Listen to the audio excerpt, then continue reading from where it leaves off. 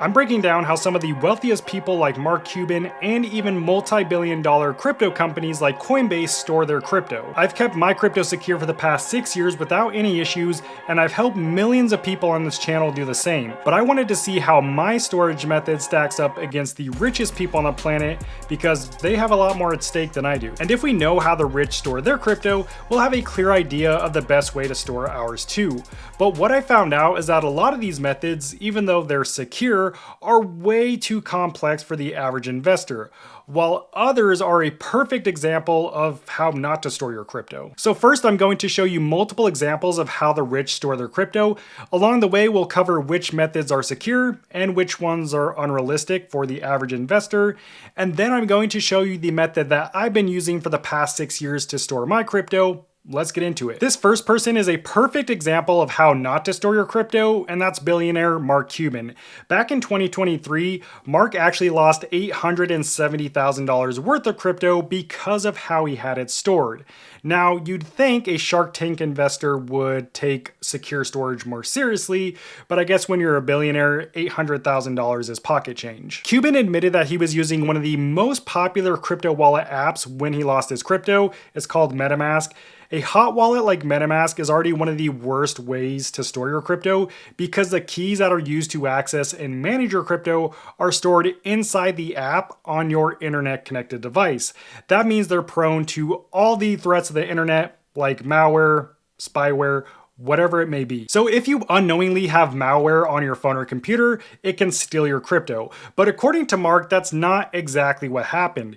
He believes that he downloaded a fake version of the MetaMask app from Google search results and then entered his seed phrase into that app, and that gave scammers or hackers instant access to all of his crypto. But another example of why hot wallets are not a great way to store your crypto comes from influencer and crypto trader Alex Choi. He had nearly $1 million stored on several hot wallets on his computer. But scammers pretending to be from a legitimate crypto project reached out to him about a partnership.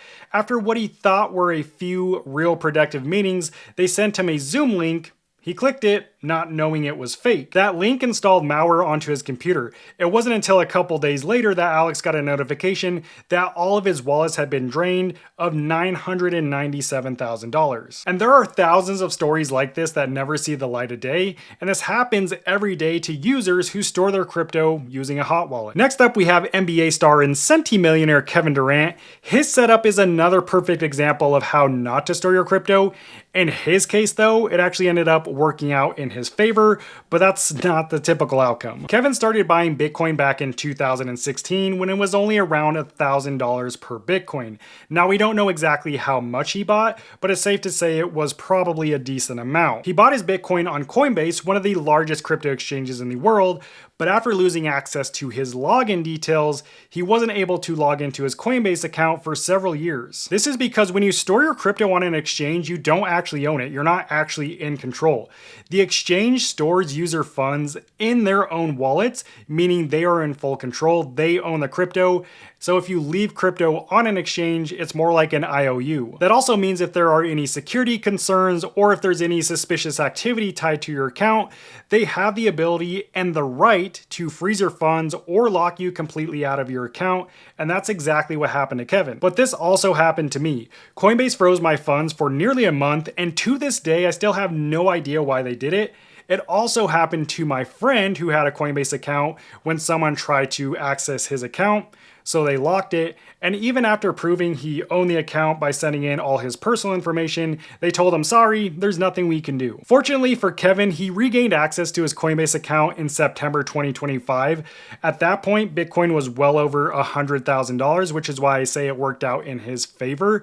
But imagine if the opposite had happened and the price of his crypto actually went down in value and he wasn't able to sell in that time. That would be horrible. But that's the risk you take when you store your crypto on an exchange, because you're not actually in control and you don't actually own the crypto. Next up, we have one of the most insane crypto storage methods I've seen from the one and only Snoop Dogg. At one point, Snoop owned more than $17 million worth of crypto and other digital assets, so you would think that he'd store it safely, and he does, or at least Almost. In one interview, he even said, "It's important for me to take strong measures to safeguard my digital assets."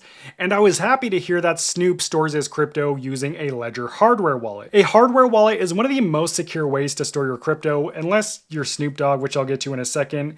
But the reason is because it holds your keys offline, away from all the threats of the internet, in a secure, hack-resistant environment. But using a hardware wallet puts all the responsibility on you. You're in charge of securing it and managing it effectively. And I think that's where Snoop messed up, or at the very least, he could have done a better job. He decided it would be a good idea to wear a custom gold and black diamond Ledger Nano X hardware wallet around his neck in public. Now, obviously, this is a terrible idea. It doesn't matter who you are. Sure, Snoop has bodyguards around him 24/7, but if you own a hardware wallet or crypto in general, you should never flaunt it or tell anyone about it. Also, most people don't have bodyguards. And he's not the only rapper doing this. Drake also posted a picture of his diamond-covered Ledger hardware wallet on Instagram. So yes, both Snoop and Drake use hardware wallets to store their crypto, which proves this is a secure storage method because neither of them have lost crypto doing this.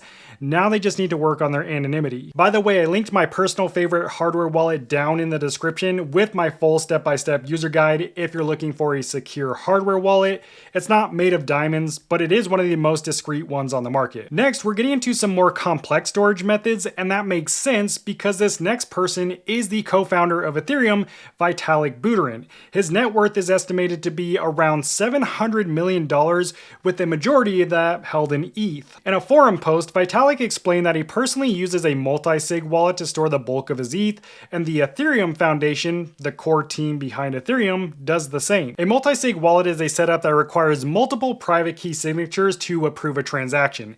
Think of it like a shared bank account. You need a set number of account holders to approve the payment before it goes through. But multi-sig wallets aren't as safe as people think. The added complexity and reliance on third-party services add additional risk. I think the best example of this is the $1.5 billion Bybit hack in 2025. The breach happened during a routine internal transfer of about $7 million in crypto from one wallet to another.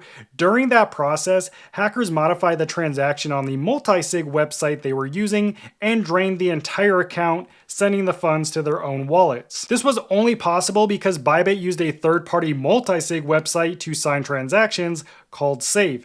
However, there was a vulnerability on this website that hackers were able to exploit and change the transaction details. So the address and the amount shown on the website weren't what they were actually signing. And even though the transaction required multiple signatures from different people within the company, it still didn't protect them. And this is a perfect example of how multi-sig websites can introduce unnecessary risk. On top of that, none of the signers double-checked the transaction details on their hardware wallets, which could have also prevented this. So in a way, the multi-sig setup actually created a false sense of security. They relaxed their procedures, and as a result, they lost their crypto. Even Vitalik admits that multi-sig wallets can be difficult to use, so while they do offer extra security over more traditional single-sig hardware wallets, they also introduce external vulnerabilities in some cases. That's why they're usually reserved for shared assets or large organizations where you don't want a single person in control. So do I think multi-sig wallets are the best option for non-institutional investors? Probably not, and I've never personally needed a multi-sig wallet to secure my crypto. Next, let's look at how crypto exchanges actually store their crypto. These companies manage millions of users and crypto worth billions of dollars, so I would imagine they're probably doing it better than anyone else. We might as well just start with Bybit since we were just talking about them. When Bybit was hacked, they said they were transferring their crypto from their multi-sig cold wallet to their hot wallet. So from that alone, we know that the majority of their reserves are held in multi-sig cold storage wallets. At the same time, they use internal hot wallets to handle fast, everyday customer transactions, which is actually pretty similar to how I store my crypto, which I'll get to in a bit. That said, any crypto held in hot wallets is always at risk, even for big exchanges like Bybit. And when hackers target exchanges, they usually go after their hot wallets because it's the easiest target. For example, Mt. Gox lost around $400 $406 million worth of crypto when their hot wallet was hacked. Binance lost $40 million, and DMM Bitcoin lost $300 million. And those are just a few examples. There are many more cases like this, and that doesn't even include smaller investors like Mark Cuban or everyday investors who are using hot wallet apps like MetaMask, Trust Wallet, Exodus, whatever it may be, where they're getting hacked every single day. That said, Bybit isn't unique. Most crypto exchanges use a similar setup, so they keep a majority of their funds in multi-sig cold storage wallets, with customer funds or daily transaction funds kept in an internal hot wallet. Now, that's not to say that all crypto exchanges are going to be hacked, and in my experience, that's not even the greatest risk when you hold your crypto on an exchange. The real danger, again, is that the exchange holds your crypto for you. On a technical level, they own and control your crypto. Unfortunately, most people don't realize this risk until it finally happens to them, and the fact that exchanges are often targeted by hackers because they hold a significant amount of crypto, that's just the cherry on top. So what can we learn from how the rich store their crypto, and what's the best way to store it, whether you're more of a beginner investor with anywhere from $300 to $50,000 or a more seasoned investor with millions on the line? My biggest takeaway from looking at how the rich store their crypto is that there's no one size fits all method. It really depends on your experience level, the amount of crypto you hold, and whether you're an individual or an institutional investor. That said, after seeing all these examples, it's clear to me that there is a happy middle ground that will work for 90% of crypto investors. For most people, a setup that doesn't sacrifice security for convenience or convenience for security is that middle ground. So this is exactly how I've secured my crypto for the past 6 years without sacrificing security or convenience, and it's worked really well for me. For starters, I still use crypto exchanges to buy and sell crypto. It's pretty difficult to avoid using a crypto exchange at all.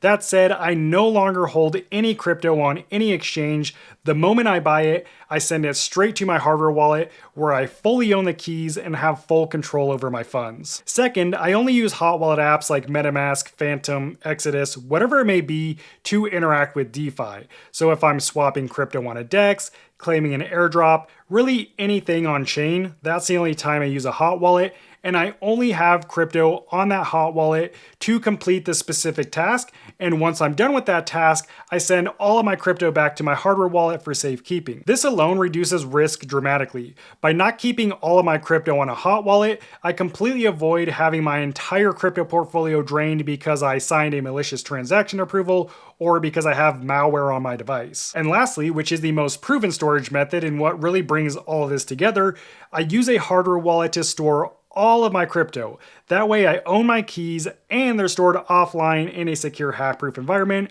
away from all the threats of the internet. But just using a hardware wallet is not enough. You have to use it the right way. You can send crypto to it, hold it there for as long as you want, and you can send crypto out of it if you need to, but that's it. That's all you use your hardware wallet for. Do this and your crypto will remain secure for years to come.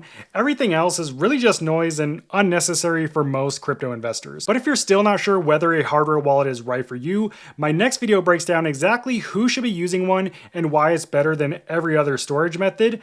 I'll see you over there. God bless.